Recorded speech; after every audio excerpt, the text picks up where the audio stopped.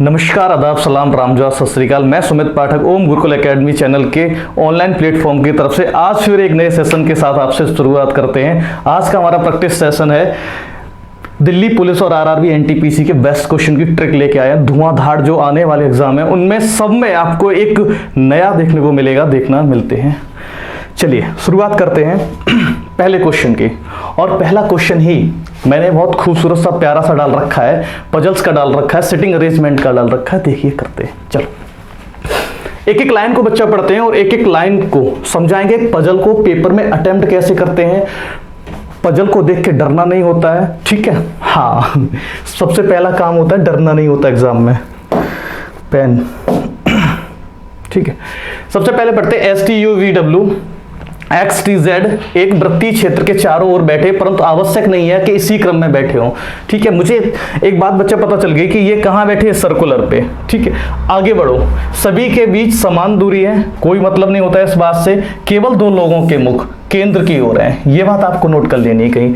यहां लिख दो दो लोग इनर, ठीक है। आगे बढ़ो।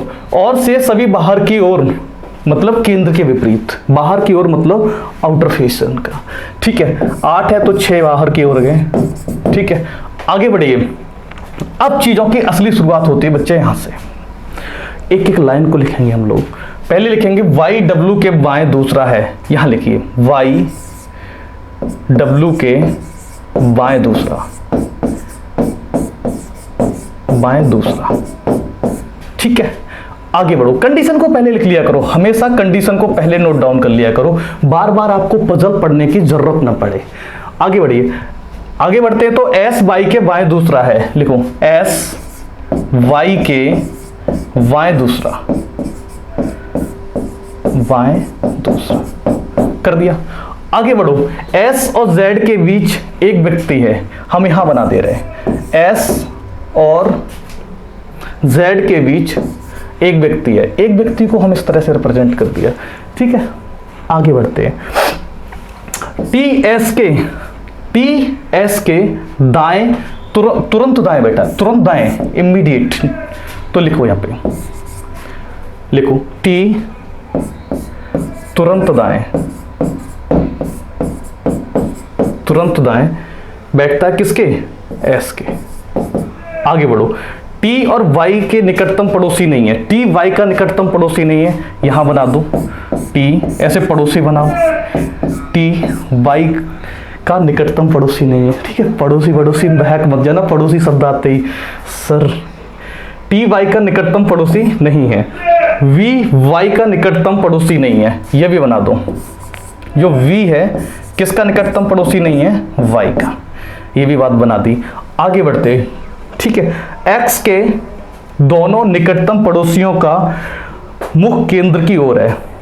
Both immediate neighbour of X face कहां कर रहे हैं, केंद्र की ओर, इनर पोजीशन। तो अपन क्या करेंगे, यहां साइड में लिख दो X के निकटतम पड़ोसी,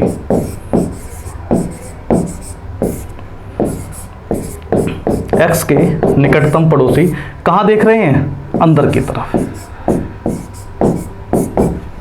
इतनी बात बच्चा आपने लिख ली। एक एक लाइन को समझिए, पजल्स को अटेम्प्ट कैसे करते। बहुत जल्दी से इस लाइन को लिखो, क्योंकि ये लिखने से आपको पता फायदा क्या है, ये सब पे नजर नहीं डालनी पड़ेगी, इसको खत्म कर दो, ठीक है। अब हम क्या करेंगे, 8 लोगों को बनाओ, एक सर्कुलर टेबल बनाओ। एक सर्कुलर टेबल बनाई हमने, ठीक है। ये बन गई हमारी। 8 लोग बैठाओ, 8 लोग बैठा दिए। सर फेस किसका कहाँ बनाए, बच्चा अभी कोई फेस नहीं बनाना है हमें। अब सबसे पहले अपन शुरुआत करेंगे चीजों की, ठीक है। अच्छा, कहां से उठाओगे, यहां से उठाते हैं चीजों को, ठीक है। जो बाई है Y W के बाएं दूसरा है, यहां से भी मत उठाओ। अपन चीजों को लिंक करेंगे तो लिंक S के साथ करते हैं। S Y के बाएं दूसरा है, सबसे पहले S को पुट कर दो, ठीक है। S पुट कर दिया तो S है Y के बाएं दूसरा है। एक बार Y को यहां ले लो, एक बार हमने Y को यहां ले लिया तो Y के बाएं दूसरा कौन बन गया, S। अगर Y का मुख बाहर होगा तो इसके लिए भी एक कंडीशन बनाओ, ठीक है। एक ये बन गया, ये चीज, ये और बच्चा हमारा ये बन गया, देखो एक साथ कंडीशन को लेके चलना एग्जाम में। वो कह रहा है कि s, यहां से देखो s y के बाएं दूसरा है, तो हम y को यहां बनाएंगे, ये y हमारा बन गया, इसके बाएं दूसरा, s बच्चा हमारा यहां पे आ गया। ठीक है, आगे बढ़ो। अब y को लिंक करो, y w के बाएं दूसरा है। ठीक है, y किसके बाएं दूसरा है? w के। तो देखो अगर w मैं यहां पे रखूं, ठीक है, और w का फेस बाहर ही होना पड़ेगा, अंदर अगर हो गया तो बायां इधर हो जाता है। ठीक है, बायां इधर हो जाएगा, तो w को यहां रखा, w से ये चीज यहां पे आ गई। और अब इस वाले में चीजों को सेट करेंगे। देखिए y हमारा यहाँ पे है, तो w मेरा बच्चा यहाँ पे आ जाएगा, और w भी कहाँ देख रहा होगा? अंदर की तरफ। तभी तो हमारा बनेगा कि y w के बाएं दूसरा है, y ये है y, w के बाएं दूसरा है। आ गया। चलिए आगे बढ़ते हैं, ये दोनों कंडीशन हमारी फुलफिल हो गई। अब हमसे बोल रहा है s और z के बीच, s और z के बीच कितने लोग हैं बच्चा? एक लोग। देखो अगर हम बनाए एक लोग, ये हो गया, तो यहाँ पे पहुंचेंगे? नहीं पहुंच पाएंगे, लेकिन यहाँ पे पहुंच जाएंगे। s और z, इस वाले के साथ चलते हैं, s और z, ये बन गया। आगे बढ़िए, आगे बढ़े तो ये कंडीशन हमारी फुलफिल हो गई। बोल रहा है t है तुरंत दाएं है किसके? s के। s के तुरंत दाएं कौन है? t। s अगर ये है, इसके तुरंत दाएं, इसका तुरंत दाया अगर हम इसको अंदर फेस बनाते हैं, नहीं बना सकते क्योंकि दो लोग ऑलरेडी हमारे पास अंदर आ चुके हैं, तो इसका फेस हमें बाहर बनाना पड़ेगा, बाहर की तरफ। और बोल रहा है t तुरंत दाएं है किसके? s के, तो t बच्चा हमारा यहाँ पे आ गया। Is that clear? जब t हमारा यहाँ पे आ गया, अब यहाँ की सोचते हैं, अगर हम यहाँ पे t को इस साइड रख के बाहर फेस करके, तो y का पड़ोसी हो जाएगा। जो यहाँ पे बोल रहा है t y का पड़ोसी नहीं है, t y का पड़ोसी नहीं है, तो t हमारा कहाँ आ जाएगा? यहाँ। अगर यहाँ आ जाएगा तो s का मुख कहाँ हो जाएगा? अंदर की ओर। Is that clear? अब हमसे बोल रहा है कि v y का पड़ोसी नहीं है, v यहाँ नहीं आ सकता है, यहाँ नहीं आ सकता है, तो v कहाँ आ सकता है? यहाँ पे। ठीक है,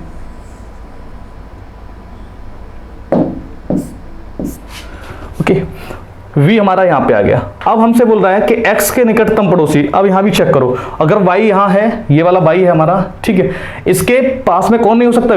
v यहाँ नहीं आ सकता है, v यहाँ नहीं आ सकता है, तो v यहाँ आ सकता है। क्लियर है? अब हमसे बोल रहा है, ये बात खत्म हो गई, ये सारी बातें खत्म हो गई। x के निकटतम पड़ोसी अंदर की ओर देख रहे हैं। देखो x अगर यहाँ बैठाओगे, ठीक है, तो एक तो अंदर देख रहा है, लेकिन s बाहर की ओर देख रहा है। बोलो हाँ या ना? ठीक है, तो हम कहाँ रख सकते हैं? x को यहाँ पे x रख दें। x से कोई तकलीफ तो नहीं है? हाँ, होनी भी नहीं चाहिए। चलो x बेटा यहाँ आ गया, और ये कहाँ देख रहा होगा? बाहर। बच गया, उनको बाहर नहीं उठा दो, क्योंकि 6 लोग बाहर देख रहे हैं। ठीक है, 6 लोग बाहर देख रहे हैं, ये हमारा बन गया। अब सर इसमें कहाँ गलती बन रही है? इसमें गलती बस x को नहीं रख पा रहे हैं। अगर हम x को यहाँ रख रहे हैं तो ये बाहर देख रहे हैं, बाहर देख रहे हैं, लेकिन वो बोल रहा है अंदर देख रहे हैं, x यहाँ नहीं रख सकते। अगर मैं x यहाँ पे रखूँ, मेरे भाई सुनना, अगर मैं x को यहाँ पे रखूँ तो एक तो अंदर देख रहा है, लेकिन एक बाहर देख रहा है, इसलिए बस x को सेट नहीं कर पा रहे थे, इसलिए ये पूरा डायग्राम हमारा गलत हो गया और ये वाला सही हो गया। ठीक है, चलो अब इसके हिसाब से क्वेश्चन देखते हैं। क्वेश्चन हमसे कह रहा है z के तुरंत दाएं कौन बैठता है? z कहाँ है? z हमारी ये है, z के तुरंत दाएं कौन बैठता है? v, ये आंसर बन जाएगा हमारा। ठीक है, आगे बढ़ते हैं नेक्स्ट क्वेश्चन पे। नेक्स्ट क्वेश्चन बोल रहा है दिए हुए बैठने की व्यवस्था के अनुसार u के संदर्भ में निम्नलिखित में से कौन सा कथन सही है? चलो देखना पड़ेगा। x u के बाईं ओर दूसरे स्थान पे है। x देखो, x ये है, u के बाईं ओर दूसरे स्थान पे है, u के बाईं ओर दूसरे स्थान पे। हाँ ठीक है, पहला ही सही है इसका, ऑप्शन फर्स्ट। अगले क्वेश्चन की तरफ बढ़ते हैं। अगला क्वेश्चन इसी से ही है, इसी पजल से रिलेटेड 2-3 क्वेश्चन दिए हैं। तो तीसरा क्वेश्चन है y के संदर्भ में t की स्थिति। y के संदर्भ में t की स्थिति देखते हैं। y के संदर्भ में ये y है, ठीक है, इसके संदर्भ में t की स्थिति, t कहाँ होगा? 1 2 3, y से तीसरा या दाएं से 1 2 3 4 5, y से तीसरा या दाएं से पांचवा। तो हमें क्या दिख रहा है? y से तीसरा ये मिल गया, बाएं से तीसरा। लेकिन दाएं से क्या हो सकता था, ये आंसर और भी मिल सकता है आपसे, दाएं से पांचवा। अच्छी पजल थी बेटा, इसको स्क्रीनशॉट करके या वीडियो के बाद खुद से एक बार प्रैक्टिस जरूर करना है इसकी, और समझ में आ जाएगा। आप एक एक चीज को एक एक बारीकी से समझा रहा हूं, समझिए। चलते बेटा अगले प्रश्न की तरफ। अगला प्रश्न हमारा बेटा कह रहा है कि जो 583 का 293 से संबंध है वही 488 का किसके साथ है। ठीक है, ऐसी कोई कोडिंग लग रही है, ऐसी कोई कोडिंग लग रही है इसके और इसके बीच में। ठीक है, जो कोडिंग लगी हुई है वही कोडिंग किसके साथ लगानी है, 488 को देखते हुए इनके साथ लगानी है, किसके साथ फिट हो रही है। ठीक है, चलो शुरुआत करते हैं। सबसे पहले बेटा हम लिखेंगे 583 से क्या बन रहा है, क्या बन रहा है, या चीजें इसमें ऑपरेशन लग रहे हैं, कुछ भी समझ लीजिए चीजों को। 488 के साथ ट्राई करना है, ये चीज है। चलो अब देखो, दिमाग लगाओ बेटा।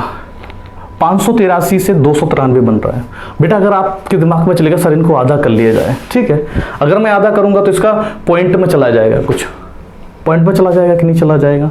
और आधा भी कितना बनेगा इसका, चलो बना के देख ले रहे। 583 में 583 डिवाइडेड ऑफ 2, 2 दूनी 4, 2 दूनी 4। ठीक है, 2 में 18, और इसको करोगे तो ये बनेगा, तुम्हारा नहीं बन रहा है, 18 बचेगा 1, 6 बार ज़्यादा बन गया, इससे चीज़ें नहीं निकली। फिर आप क्या दिमाग लगाओगे, दूसरा दिमाग आप क्या लगाएंगे बच्चा, देखो दूसरा दिमाग लगाओ, सर इनको एडिट कर लिया जाए इंटरनली। चलो ठीक है, 5 और 8 5 13, 13 और 3 16 बन रहा है। यहाँ से कितना बन रहा है, देखो 11 और 3 14, यहाँ से 14 बन रहा है। इनके बीच में डिफरेंस कितने का आ रहा है, 2 का। चलो दिमाग लगाते हैं बेटा, इसको जोड़िए। 4 और 8 कितना होता है, 12, 12 और 8 कितना होता है, 20। अगर मैं इनको जोड़ दूं, ठीक है, अगर मैं इनको जोड़ दूं तो बेटा यहां से कितना निकल रहा है हमारा, 20 निकल आया इससे। ठीक है, अब हमारे यहाँ कितना बनना चाहिए, 18 बनना चाहिए, तब हम कहीं तक चीज़ों पे ग्रिप कर सकते हैं।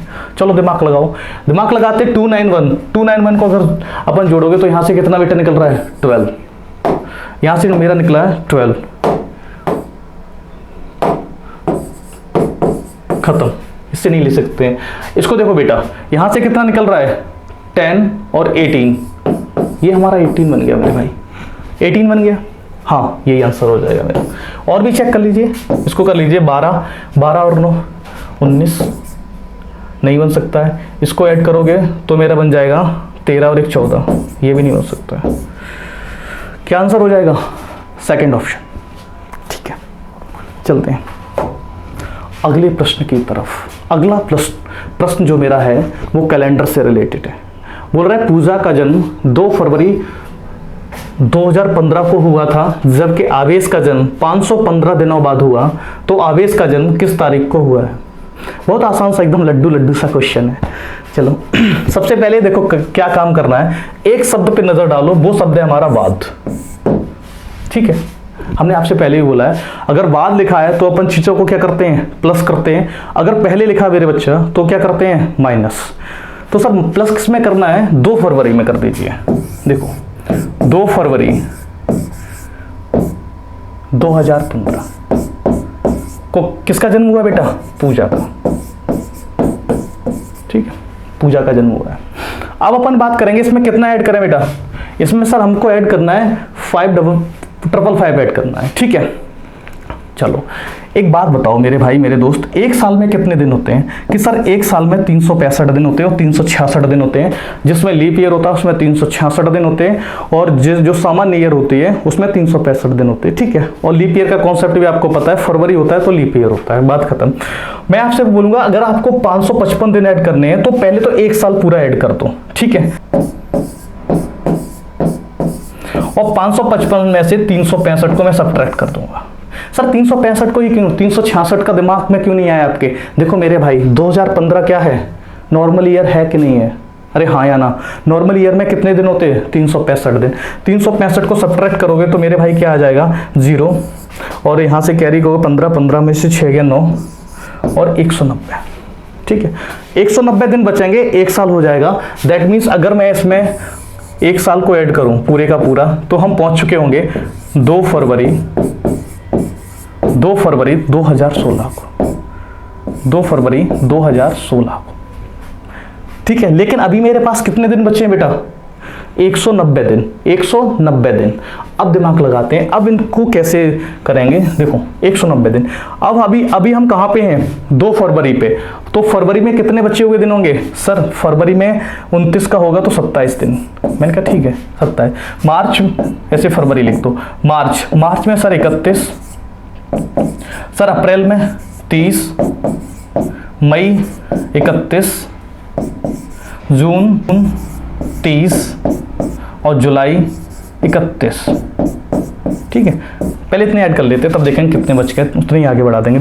7 और 1 8, 8 और 1 9 और 1 10, हासिल का 1 3 3 6 9 12 15 18, 180 दिन। 180 दिन हम कवर कर चुके हैं। तब कहाँ? जुलाई को कंप्लीट कर चुके हैं। 180 दिन कंप्लीट हुए, दैट मीन्स हम जुलाई को कंप्लीट कर चुके।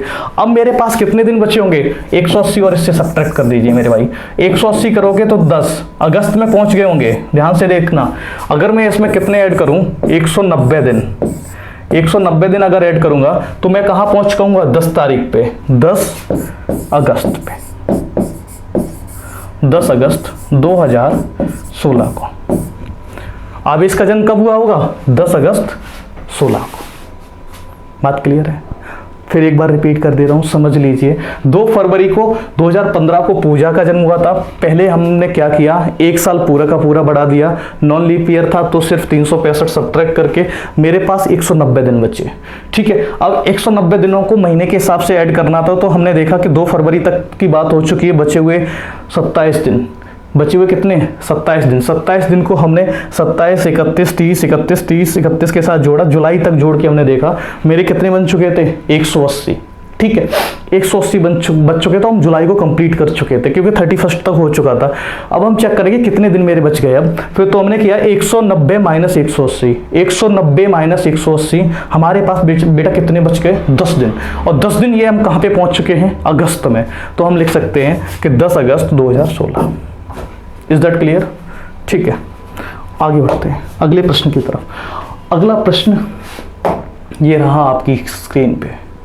ठीक है, ये मिसिंग नंबर का क्वेश्चन है और बड़ा प्यारा क्वेश्चन है, थोड़ा खूबसूरत सा है। दिमाग लगाओ कैसे करेंगे। चलिए,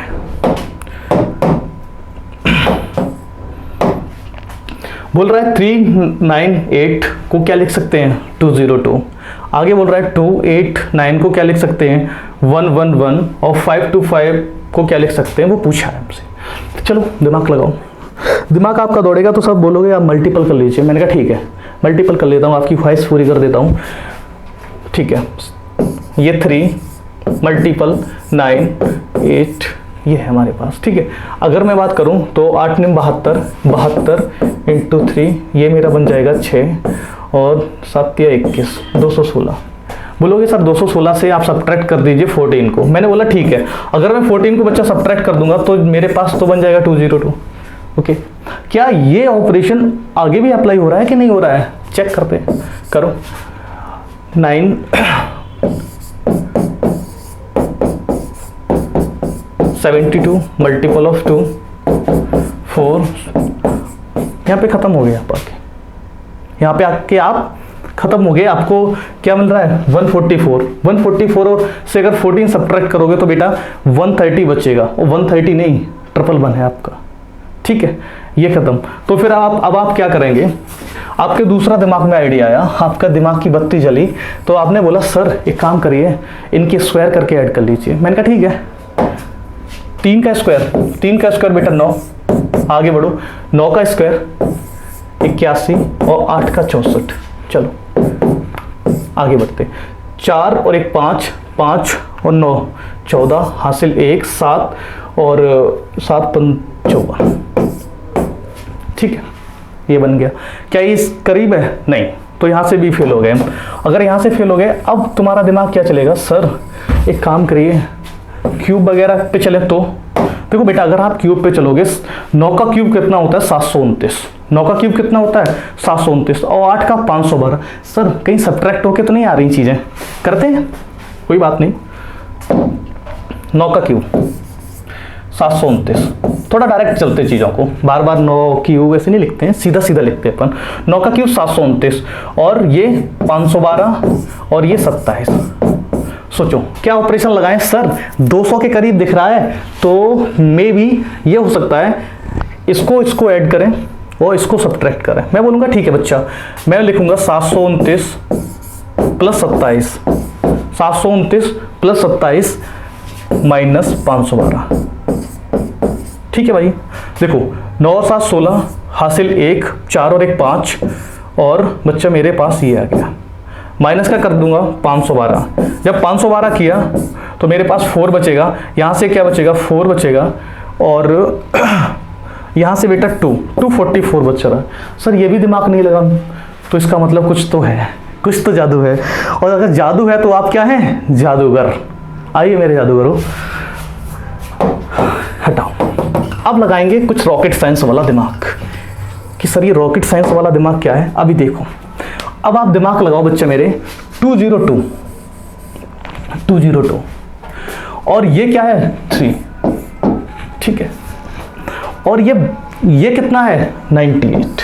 इस तरह से देखो अब चीज़ों को ना, हाँ दीर्घगामी सोच से देखो, 3 98 और 02। देखो अब तुम्हारा दिमाग खुलेगा, सर ऐसा हो सकता है 300 माइनस 98।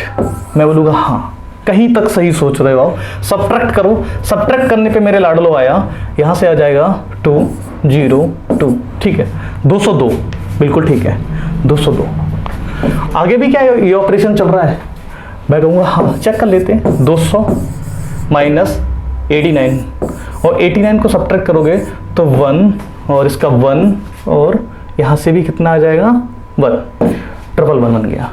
ठीक है, ये जब दोनों में फिट हो गया तो तीसरे में अप्लाई कर दो बेटा। चलिए 500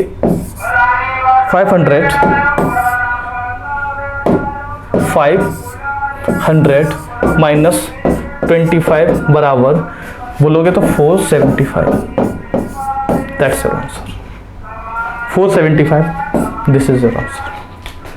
ओके, अच्छा क्वेश्चन था, काफी प्यारा क्वेश्चन था, प्रैक्टिस करिए।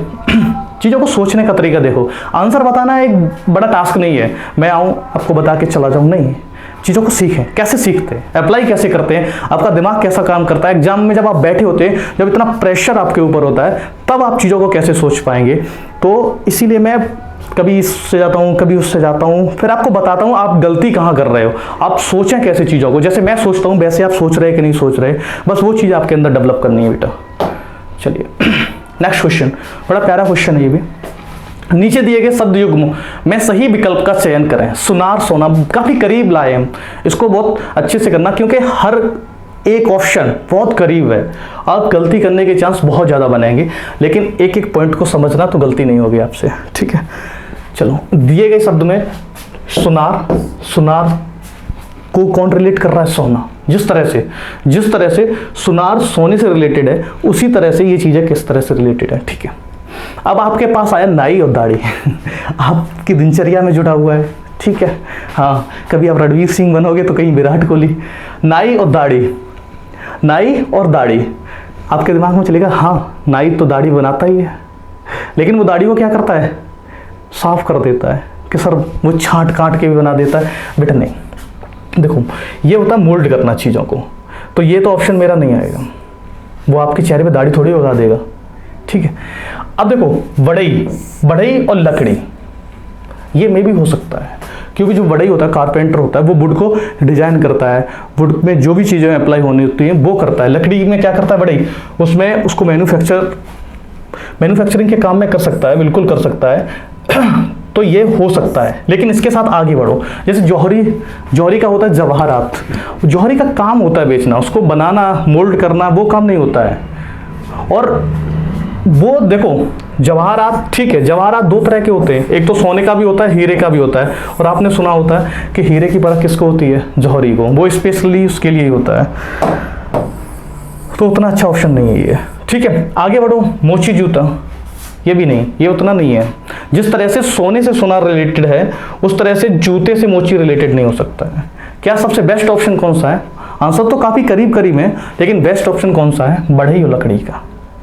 चलिए अगला, ये बहुत आसान सा क्वेश्चन डाल दिया है। निम्न विकल्पों में बेमेल का चयन करिए। देखो सबसे पहले नजर डालो 881, आपका दिमाग जाएगा सर +1 करके स्क्वायर कर दीजिए। मैं कहूँगा ठीक है, 9 का स्क्वायर 81 हो सकता है, लेकिन 15 का एक जोड़ोगे तो 16, 16 का स्क्वायर कितना होता है? 256, वहाँ से फेल हो जाओगे आप।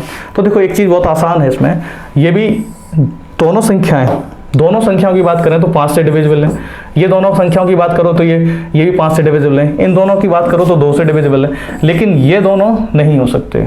ये न तो 3 से हो सकती है, न 4 से हो सकती है। दोनों संख्याएं डिविजिबल नहीं है एक दूसरे से, तो इसका ऑप्शन ये हो जाएगा। आसान सा था। चलो, ये क्वेश्चन बहुत प्यारा है, बहुत खूबसूरत सा है। अगर आप पहले इसको ट्राई करें तो मजा आ जाएगा। चलिए, जब भी हम आपको पासा पढ़ाया, हमारे वीडियोस पढ़ाया, अगर आपको कोई प्रॉब्लम हो तो प्लेलिस्ट में जाके चेक कर लीजिए। देखो ये है ओपन डाइस का क्वेश्चन, ओपन डाइस का, और अच्छा क्वेश्चन है बेटा। इसमें आप फंसेंगे, बिल्कुल श्योर एंड श्योर फंसेंगे, और आज आपके मन की गलतफहमी दूर हो जाएगी, ठीक है। देखो बेटा, ये है, हमने आपको जब भी पढ़ाया तब बताया था कि दो अल्टरनेट सरफेस एक दूसरे के अपोजिट होती हैं। तो आपके दिमाग में आएगा सर यहाँ डी के अपोजिट ई हो जाएगा। मैं कहूँगा हाँ ठीक है।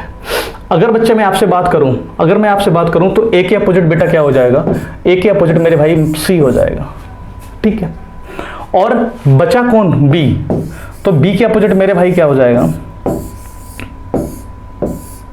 बी के अपोजिट हो जाएगा, पास वाली चीज पास आ जाती है, ठीक है। 2 1 3 4, या मिरर इमेज बनता है, इसको याद रखना, मिरर इमेज बनता है।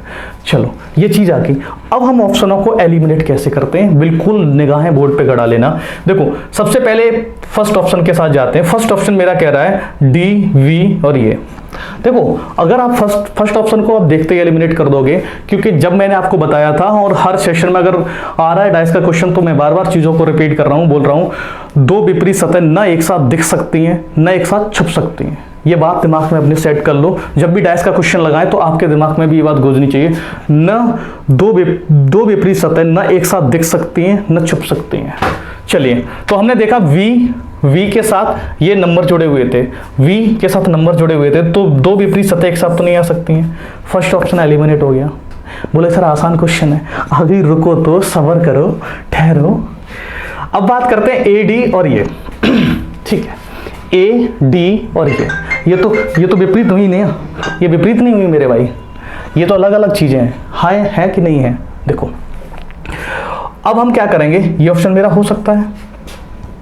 आगे बढ़ो, डी सी और ये भी एक कोई विपरीत नहीं आई, ये भी ऑप्शन मेरा हो सकता है। बोलो हाँ या ना। आगे बढ़ो, ई सी, देखो ई सी और ये, तो ये भी ऑप्शन मेरा हो सकता है।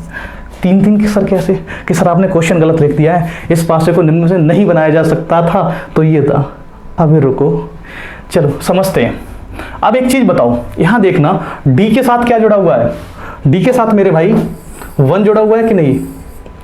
देखो डी के साथ 1 जुड़ा है, बोलो हाँ या ना।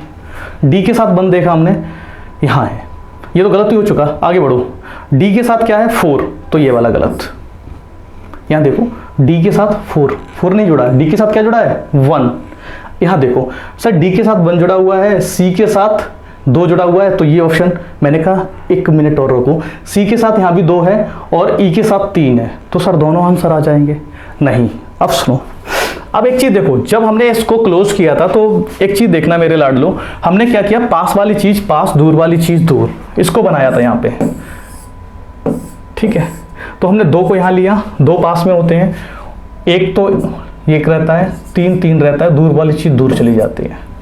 अगर आपकी नजर पड़ रही हो मेरे भाई मेरे दोस्त, तो ये देखो एंटी क्लॉकवाइज घूम रहे हैं कि नहीं घूम रहे हैं? बोलो हाँ या ना। जब भी पासे को क्लोज करते हैं तो चीज़ें कैसी चलती हैं, एंटी क्लॉकवाइज घूमती हैं। ठीक है, देखो इसमें कैसे घूम रहा है, 1 2 3 4 क्लॉकवाइज घूमा। यहां देखो 1 2 3 4 ये एंटी क्लॉकवाइज घूमा, इसलिए ऑप्शन मेरा कौन सा हो जाएगा, डी ऑप्शन। बड़ा ही खूबसूरत सा प्रश्न है। आगे बढ़ो, अगला है मेरा डेटा सफिशिएंसी से क्वेश्चन, डीएस, जिसको आप बोलते हो डीएस, डेटा सफिशिएंसी। बड़ा अच्छा क्वेश्चन है। देखो मैं आपको बता दूं इस क्वेश्चन को कैसे करते हैं। ये आपको बात पूछेगा, गांव एफ गांव एम से किस दिशा में है, गांव एफ गांव एम से किस दिशा में। बैंक में बहुत ज़्यादा पूछे जाते हैं, अभी एसआई के पेपर में भी आपको यही डेटा सफिशिएंसी के क्वेश्चन बहुत ज़्यादा देखने को मिले थे। देखिए पहला ये कथन है मेरा, ठीक है, क्या इससे निकाल सकते हैं, क्या इससे निकाल सकते हैं। देखो केवल एक की बात करो, चलो बनाते हैं। गांव एच, ये गांव एच बन गया, गांव एच गांव डी के पश्चिम में है, गांव एच गांव डी के पश्चिम में है।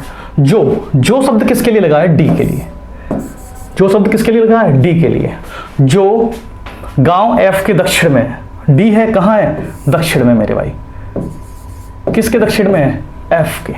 क्या एक से निकल सकता है, देखो एफ एम की बात ही नहीं की गई है यार, तो केवल एक से तो नहीं निकाल सकते हम, केवल एक से तो नहीं निकाल सकते हैं। ठीक है, अब हम क्या करेंगे, अब दूसरे को बनाओ, जो गांव आर गांव एम के उत्तर में है, गांव एम के उत्तर में है, ये एम बन गया। क्या अकेले इससे निकाल सकते हो, नहीं, इन दोनों को जोड़ो। ये दोनों जुड़ सकते हैं, नहीं, क्योंकि जुड़ने के लिए किसकी जरूरत होती है, मीडिएटर की। आपको भी अगर किसी ने मिलवाया हो तो किसकी जरूरत पड़ी होगी, मीडिएटर के। आगे बढ़ो तीसरे की बात करते हैं। एम डी के पूर्व में है, एम कहां है बेटा, पूर्व में है, एम पूर्व में है डी के। अब देखो ये हमारा पहला हो गया, दूसरा हो गया और ये तीसरा हो गया। इनमें से किस किस के साथ लेके बना सकते, पहले से खाली बना नहीं सकते। आप बेटा 1 और 3 के साथ देखो, एम को डी के साथ जोड़िए तो बेटा ये चीज यहां आ जाएगी, बोलो हाँ या ना। अगर मैं किस किस को, फर्स्ट और थर्ड को जोड़ता हूं तो क्या हो जाएगा, डी एम से जुड़ जाएगा। और हमसे पूछ भी रहा है, हमसे क्या पूछ रहा है कि एफ और एम के बारे में पूछ रहा है, तो हम निकाल सकते हैं ना किस दिशा में है ये चीज है। अगर हमसे क्या पूछ रहा है, गांव एफ एम से किस दिशा में है, एम से, तो एम पे क्या करेंगे हम, लेकिन हमें ये करना नहीं है, सिर्फ ये देखना होता है इससे आंसर आ जाएगा कि नहीं आ जाएगा, बस।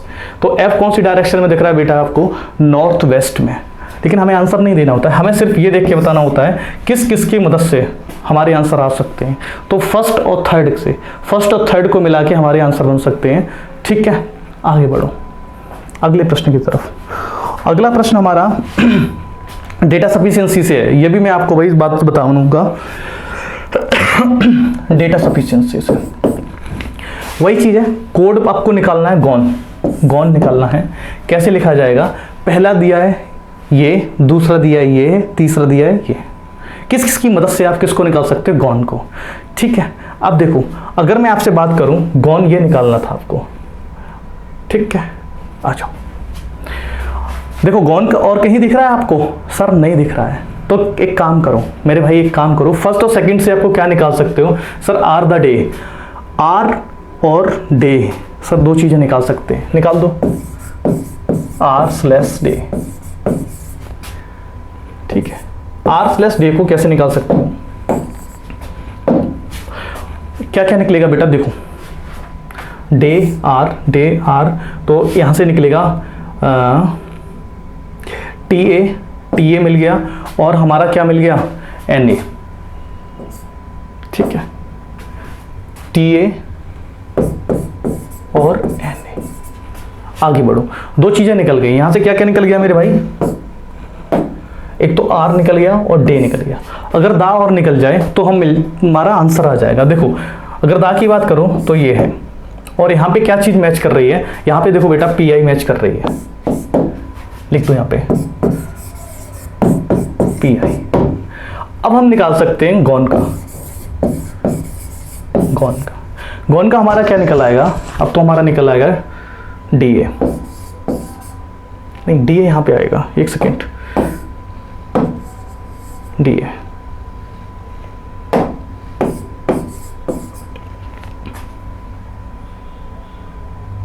डी ए और डी एस में मैच कर रहा, अच्छा ये एन ए आ जाएगा।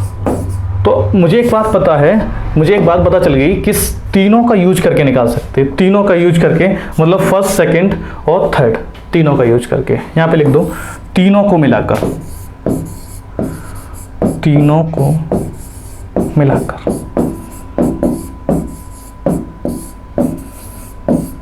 ठीक है, तीनों को मिलाकर। आगे बढ़िए। आगे क्वेश्चन है हमारा क्लॉक से। एक घड़ी मध्याह्न को शुरू होती है, मध्याह्न का मतलब होता है बेटा 12 बजे, इतनी बात दिमाग में रखना पड़ेगा, 12 बजे। ठीक है, एक घड़ी कब शुरू होती है? मध्याह्न 12 बजे से शुरू होती है। हमसे बोल रहा है 5:10 पर, 5:10 पर घंटे की सुई कितने अंश घूमती है? ठीक है, चलो 5:10 पे। इसको दो करने के दो तरीके होते हैं। आप एक बात बताओ, घंटे की सुई,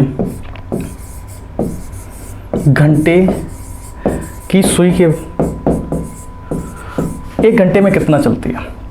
1 आवर्स में बोलोगे सर 30 डिग्री। ठीक है, कितनी चलेगी? 30 डिग्री। अगर मैं आपसे बात करूं 1 मिनट में कितना घूमेगी, तो आप बोलोगे सर ½ डिग्री, आधा डिग्री। ठीक है, अब दिमाग लगाओ मेरे भाई मेरे दोस्त। तो वो करने के इसके दो तरीके हैं। एक काम करो, या तो आप पूरे का पूरा मिनट में बना लो 5 घंटे 10 मिनट को। 5 घंटे 10 मिनट को कितना बनाओगे? देखो मिनट में अगर मैं बनाता हूँ 5 6 5 30, 300 मिनट तो ये हो गए, और 10 मिनट वो हैं, 310 मिनट, 310 मिनट हो गए। और 310 मिनट और में कितना घूमेगी वो देखेंगे। अगर 1 मिनट में आधा डिग्री घूमती है तो 3, यहाँ लिख दो 1 मिनट में, 1 मिनट में आधा डिग्री, तो 310 मिनट में, तो 310 मिनट में कितना घूमेगी? 310/2, 155 डिग्री। ठीक है, एक ही आंसर हो गया। लेकिन अगर आप सीधा सीधा निकालना चाहो तो सीधा सीधा ओरली भी निकलेगा। 1 घंटे में 30 डिग्री, तो 5 घंटे में कितना? सर 5 घंटे में 30 से मल्टीपल कर दीजिए, 3 15, 150, प्लस 10 मिनट में कितना घूमेगी? 5 डिग्री। तो यहाँ से भी हमारा आंसर आ जाएगा 155। ठीक है, आप जैसे चाहो वैसे निकाल दीजिए। और मैंने उस दिन भी क्लास में आपसे बोला था कि ये चीज़ें आपके फिंगर टिप पे होनी चाहिए। 1 मिनट वाला, सेकंड वाला, घंटे वाला, ये सब वाले सब एंगल। चलिए अगले प्रश्न की तरफ चलते हैं। बड़ा प्यारा क्वेश्चन है, बहुत खूबसूरत सा क्वेश्चन है। एक विशिष्ट भाषा में अपडेट को ये लिखा जा रहा है, तो इसको ये लिखा जाता है, तो ये बताइए क्या लिखा जाएगा। ठीक है, चलो इसको एक बार ट्राई करना, पहले एक बार ट्राई करना, दिमाग की बत्ती खुल जाएगी यहाँ से। ठीक है, आ जाओ। अपडेट,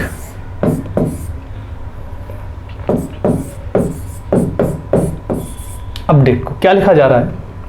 अपडेट को लिखा जा रहा है FRWCRY, ये चीज लिखा है। अब दिमाग लगाओ, U से F कैसे बना? सर U का अपोजिट F होता है, मुझे पता है। मैंने कहा ठीक है, अच्छा P का अपोजिट क्या होता है? K, कमला पसंद होता है कि नहीं होता है? U का ये हो गया, D का W, A का क्या होता है? Z, और T का G। ये तो नहीं हो रहा है, 2 जगह मैच कर गया, उससे क्या है? यहाँ देखो E का V होता है, नहीं हुआ। सर एक काम करते हैं, इसमें कुछ ऐड हो रहा होगा। मैंने कहा ठीक है, क्या ऐड करोगे? U कितना होता है? 21, F कितना होता है? 6। अगर वहाँ से देखो तो, और यहाँ कितना है? 16।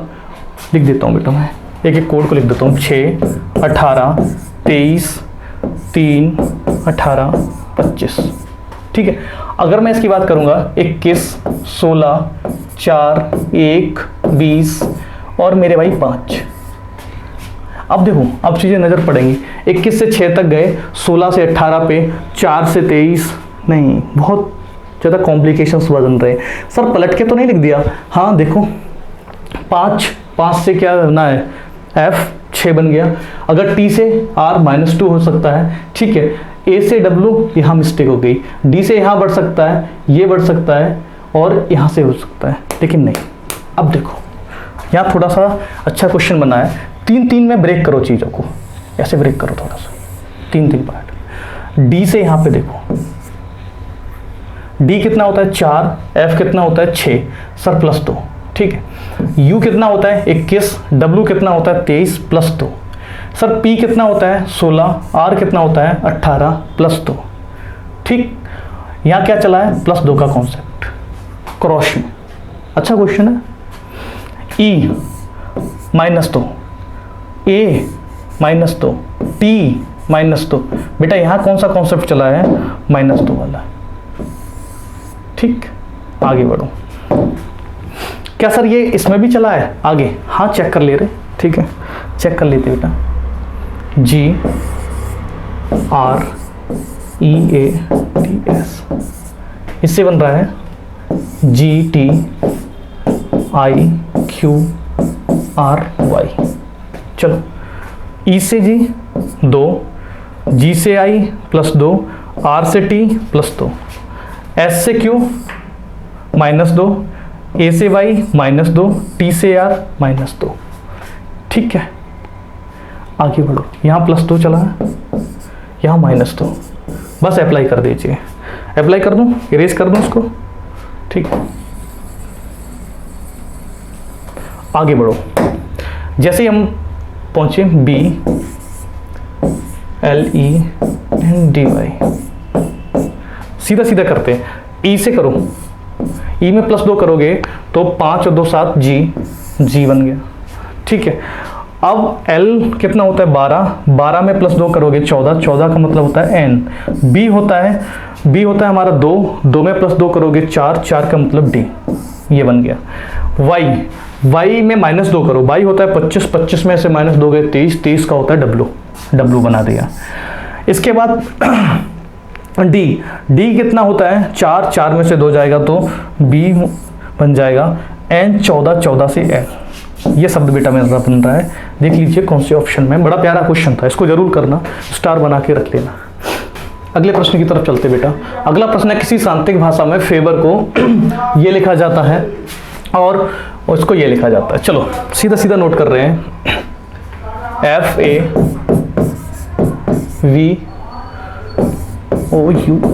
इसको लिखते हैं ECURTV।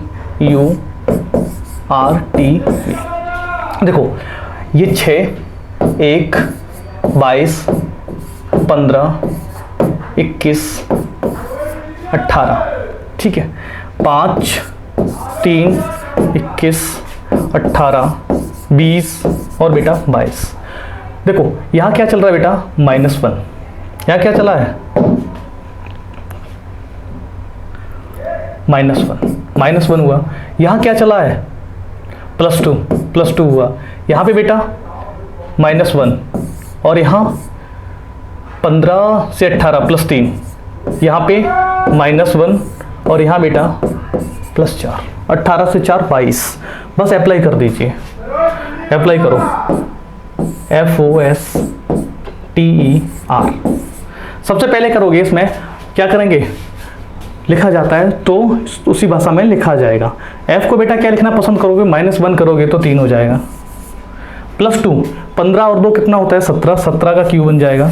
-1 करोगे, S से -1 करोगे तो R बन जाएगा, और +2 हो चुका है, +3 कर दीजिए। T का 23, 23 का होता है W, और बेटा D हो जाएगा, और R में 4 जोड़ोगे तो V हो जाएगा। ये मेरा आंसर बन गया, ठीक है। सेकेंड ऑप्शन कोडिंग डिकोडिंग का था। अगला प्रश्न ये रहा आपकी स्क्रीन पे, प्रीति विराट की इकलौती बहन है, बनाओ। ब्लड रिलेशन का आसान सा क्वेश्चन है। प्रीति बना दो। प्रीति क्या है, विराट की इकलौती बहन है, ठीक है। ये विराट बन गया, इकलौती बहन है। मनोज दिलीप का पुत्र है, यही साइड में बना लो। मनोज क्या है, पुत्र किसका, दिलीप का। आगे बढ़ो। जो कौन, दिलीप माया का पति है, माया का पति है तो यहां पे बना दो माया। आगे बढ़ेंगे, माया का पति है। विराट देवंश का पुत्र है। जो विराट है, ये विराट है, किसका पुत्र है? देवांश का, देवांश का पुत्र है। आगे बढ़ो, देवांश मनोज का ससुर है। देवांश किसका ससुर है? मनोज का, ठीक है, ससुर है तो ये पॉजिटिव होगा। देवांश मनोज का ससुर है, ठीक है। मनोज का, इसका मतलब मनोज की शादी किससे हुई होगी?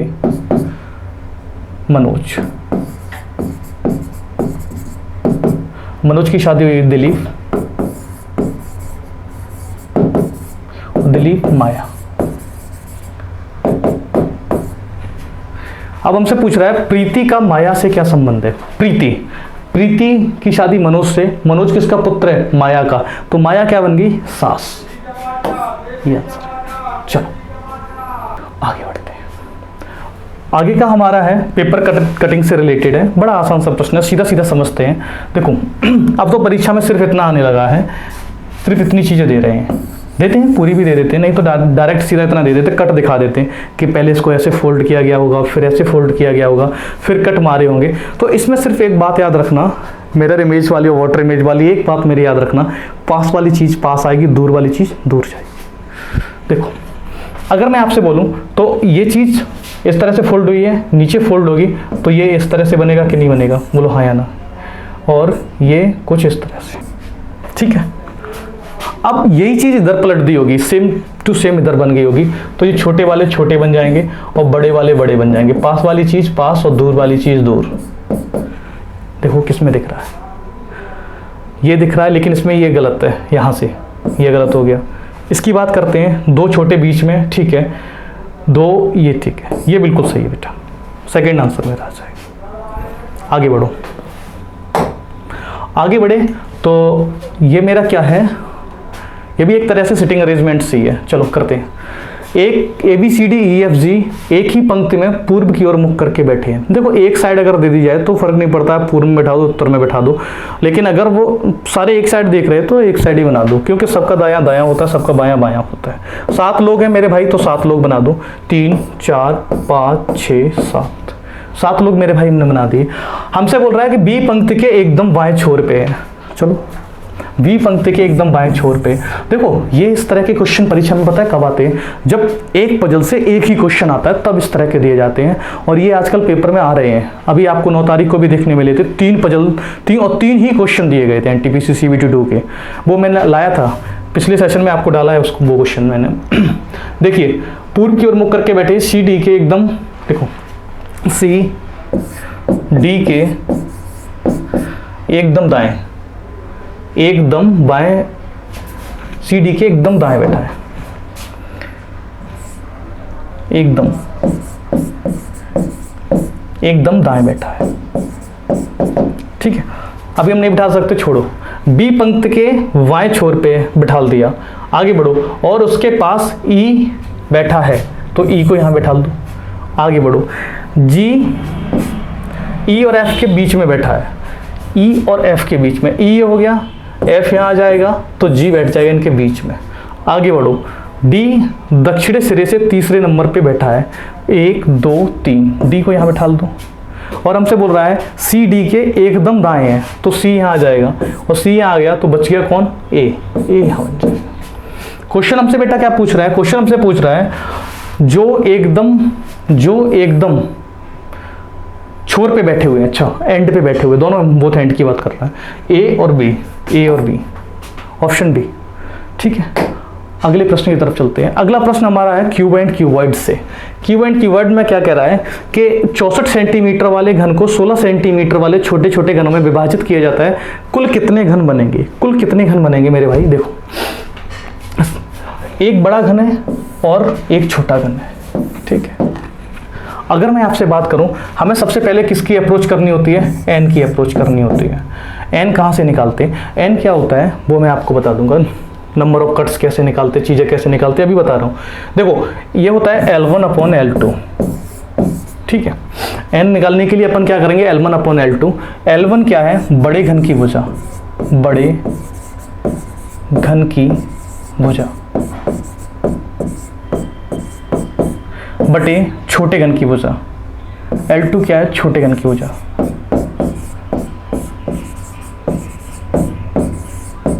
भुजा। ठीक है, देखो यहाँ पे क्या पुट कर सकते हैं, L1 की जगह 64 अपॉन 16, 16 चौक 64 4 बार, n की वैल्यू कितनी आ गई 4। अब हमसे बोल रहा है कुल कितने घन बनाए जा सकते हैं, कुल घनों की संख्या, फॉर्मूला होता है कुल घनों की संख्या, कुल घनों की संख्या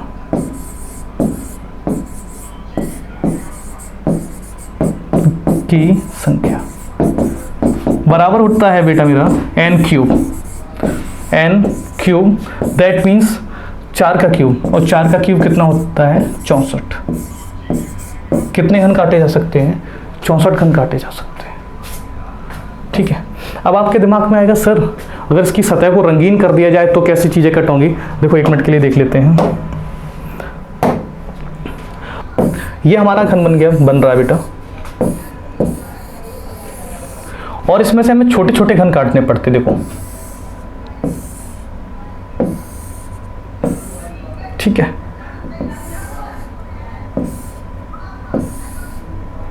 ये हम क्या कर रहे हैं, चीजों को कट कर रहे हैं। ठीक है, एक बड़े घन को छोटे छोटे घनों में काटा जा रहा है, ये कट रहे हैं। ठीक है, अब अगर मैं इसको पूरा पेंट कर दूं एक कलर से, अगर एक कलर से पूरा पेंट कर दूं तो चीजें कैसे कट होती हैं। तो देखो सबसे पहले अगर हम बात करते हैं तो हम आपसे बोलेंगे शीर्ष घन कितने निकलेंगे, जिनको इंग्लिश में बोलते हैं कॉर्नर क्यूब्स। शीर्ष घन कितने होते हैं 8, ये फिक्स होते हैं बेटा, ये फिक्स होते हैं, और इनकी 3 सतह रंगीन होती हैं, 3 सतह रंगीन होते हैं। अब आप बोलोगे सर कौन कौन से, देखो ये कॉर्नर क्यूब्स होते हैं,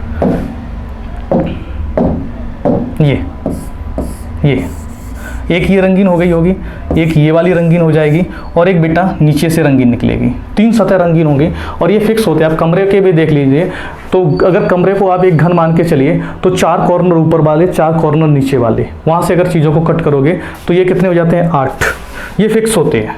आगे बढ़िए, आगे हमारा होता है मध्य घन, जिसको बोलते हैं ये वाले मध्य घन।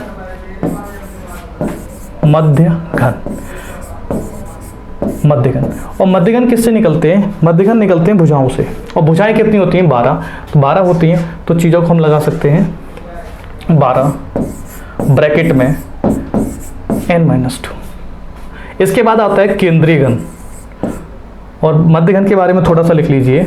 मध्य घन पे लिखो 2 सतह रंगीन होती हैं, 2 सतह रंगीन। ठीक है, अब इसके बाद बात करते हैं केंद्रीय घन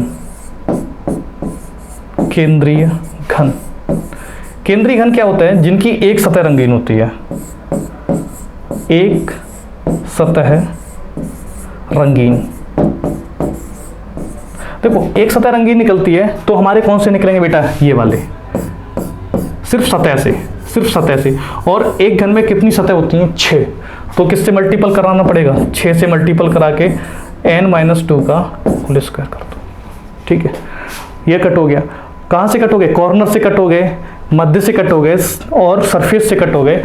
अब कुछ ऐसे घन बचेंगे जो रंगहीन होंगे, क्योंकि वो कहाँ से कटेंगे, अंदर से। तो अंदर से कटेंगे तो शब्द भी होता है अंतः केंद्रीय, निकालो अंतः केंद्रीय घन। अंतः केंद्रीय घन मेरे भाई क्या हो जाएगा, अंतः केंद्रीय घन हो जाएगा n-2 का क्यूब। अब इसी में आता है कट कितने लगते हैं, कट निकालने का होता है 3 ब्रैकेट में n-1, और कुल घनों की संख्या निकालने का फॉर्मूला होता है कुल घन निकालने का, कुल घन वो कर देते हैं हम n का क्यूब। और n बेटा कैसे निकालते हैं अभी मैंने आपको बताया है, n बराबर होता है L1 अपॉन L2। L1 क्या है, बड़े घन की भुजा है, और L2 क्या है, छोटे घन की भुजा है। चलिए ये क्वेश्चन कंप्लीट हुआ और इसके साथ मैंने इतनी सारी इन्फॉर्मेशन बता दी है, आप छोटे मोटे क्वेश्चन सारे कर सकते हैं। ठीक है, यह है कथन, क्या भारत में कृषि में कीटनाशक दवाओं का प्रयोग पर रोक लगानी चाहिए? ये तो आप सोच सकते हैं चीज़ों को। देखो, अगर वो बोल रहा है, हमसे कथन बोल रहा है और तर्क देना है, ये नहीं है कि कार्रवाई करनी है, तर्क देना है आपको। हाँ और ना में हाँ है तो क्यों और ना है तो क्यों। ठीक है मेरे भाई। कथन, क्या भारत में कृषि में कीटनाशक दवाओं के प्रयोग पर रोक लगाई जानी चाहिए, ये बात बोल रहा है। देखो, पहला तर्क है मेरा हाँ, क्योंकि ये पर्यावरण को दूषित करता है तथा पारिस्थितिकी के लिए घातक सिद्ध हो सकता है। देखो ठीक है, वो बात सही है, लेकिन कीटनाशक दवाओं पर अगर रोक लगा दी ना तो हम उतना उत्पादन नहीं कर सकते जितनी हमें ज़रूरत पड़ जाएगी, और फिर चीज़ों को हमें क्या करना पड़ेगा, इंपोर्ट करना पड़ेगा, बहुत मुश्किलों का सामना करना पड़ेगा। तो ये तर्क उतना हमें क्या नहीं लग रहा है, प्रबल नहीं है। इस तरह के आंसर होते हैं कि तर्क एक प्रबल है, तर्क दो प्रबल हैं, दोनों प्रबल हैं, तो ये चीज़ होती है। ये हमें प्रबल नहीं दिख रहा है, ये प्रबल नहीं है बेटा। ठीक है, यहाँ देखो गलत और सही नहीं होता, प्रबल की बात होती है, आंसर में लिख देंगे। आगे बढ़ते हैं, ये प्रबल नहीं है। नहीं, इसके बिना फसल नहीं बचेगी, सही बात है। अगर कीटनाशक आप नहीं लगाओगे तो फसल को कीड़े खा जाते हैं, उनके पत्तों को खा जाते हैं, तो फिर फसल उतनी पैदावारी नहीं कर सकते चीज़ों के साथ। ठीक है, आगे बढ़ो। बोल रहा है खाद्य उत्पादन की कमी के कारण खाद्य पदार्थों में बहुत कमी हो जाएगी। ठीक है, जब खाद्य उत्पादन नहीं लगेंगे, जैसे कीटनाशक है और क्या कहते हैं खाद वगैरह हैं, फर्टिलाइजेशन की जो भी होती हैं वो चीज़ें हैं, तो अगर वो नहीं लगाएंगे तो क्या होगा, बहुत कम कमी हो जाएगी, उतना हम क्या करेंगे, उतना उत्पादन नहीं कर सकते हैं। तो ये बिल्कुल सही है हमारा। तो हम लिख सकते हैं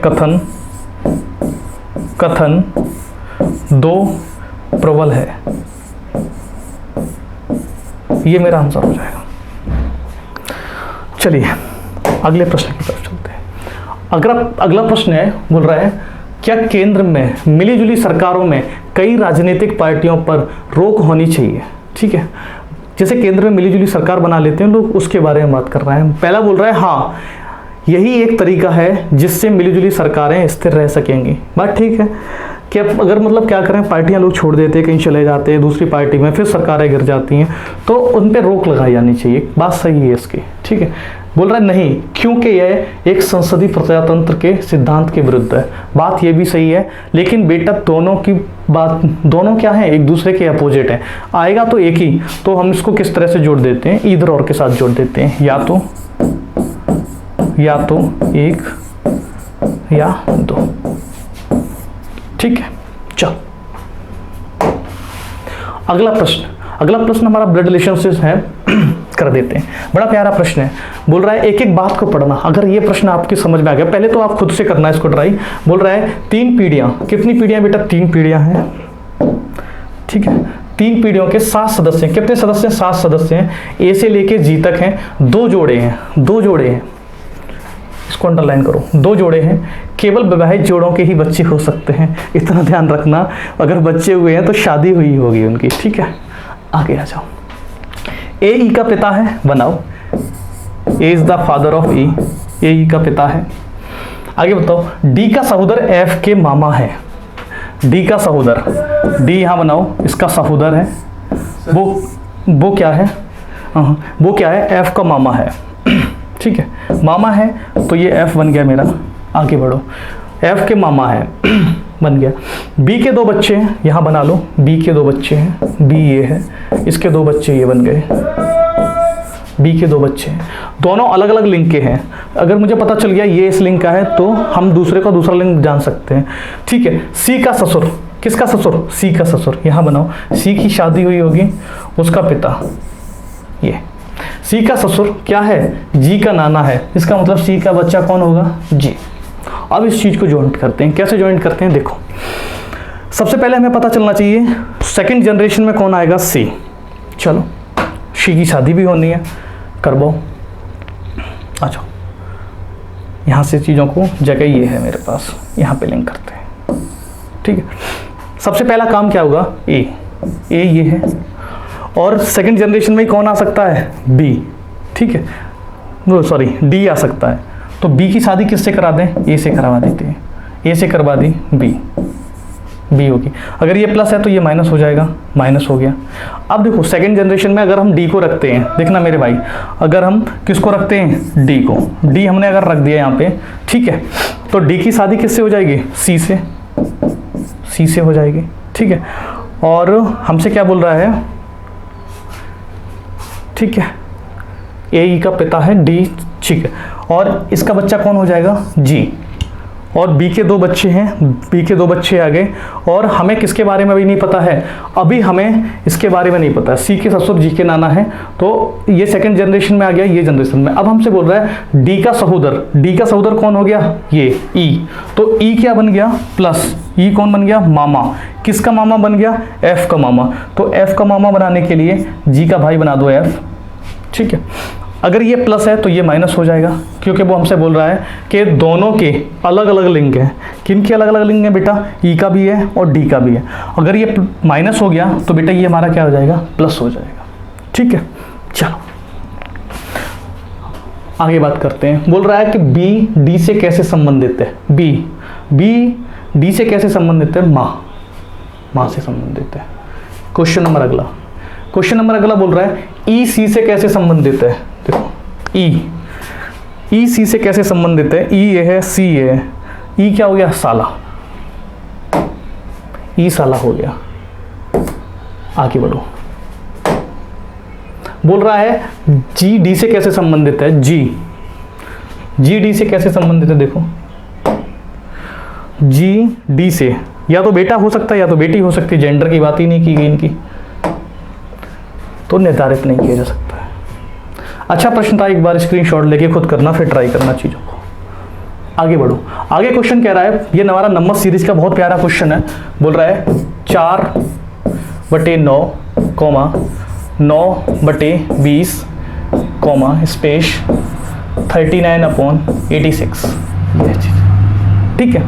अब देखो चीज़ों को कैसे अप्लाई कर सकते हैं। अगर आपका दिमाग चले, देखो बेटा यहाँ पे क्या इंक्रीज हुआ है, 11 का इंक्रीमेंट हुआ है, यहाँ पे कितने का इंक्रीमेंट होना चाहिए, और यहाँ पे थोड़ा सा ये जंक्शन पे चीज़ें चलेंगी, और वही चेंजमेंट यहाँ से यहाँ पे चल रहे हैं और यहाँ से यहाँ पे चल रहे हैं।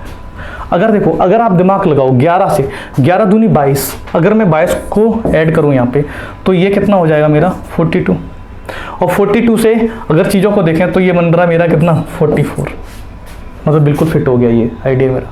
यहाँ से देखो यहाँ कितना जुड़ा है बेटा 5, और यहाँ क्या जोड़ा है कि 39 वाली चीज़ें आए, सुनो, ठीक है। देखो 5, अगर मैं यहाँ पे 10 को जोड़ूँ, 5 दूनी 10, तो ये बेटा मेरा कितना हो जाएगा 19, और 19 और यहाँ कितना जुड़ गया 20, तो हमारा 19/42। चलिए अगला प्रश्न और इस सेशन का आखिरी प्रश्न ये रहा आपकी स्क्रीन पे।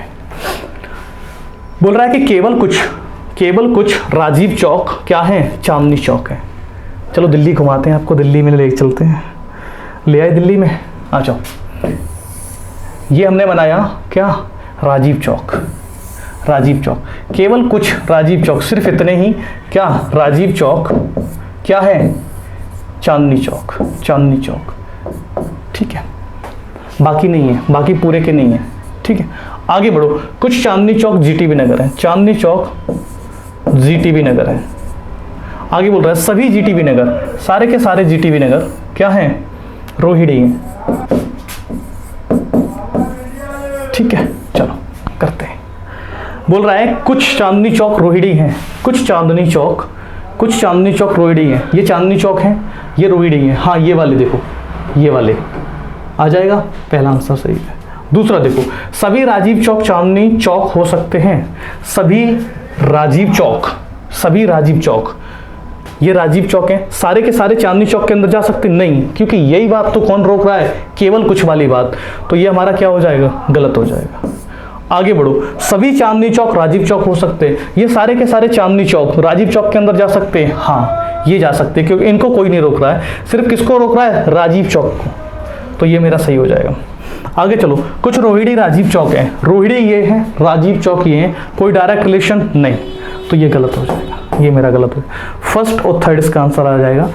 चलिए ठीक है, कोई भी शिकायत सुझाव के लिए हमारे टेलीग्राम चैनल को ज्वाइन करें, और कमेंट बॉक्स में आप अपने सवाल जवाब क्वेश्चन को डाल सकते हैं। ठीक है, जय हिंद प्यारे दोस्तों।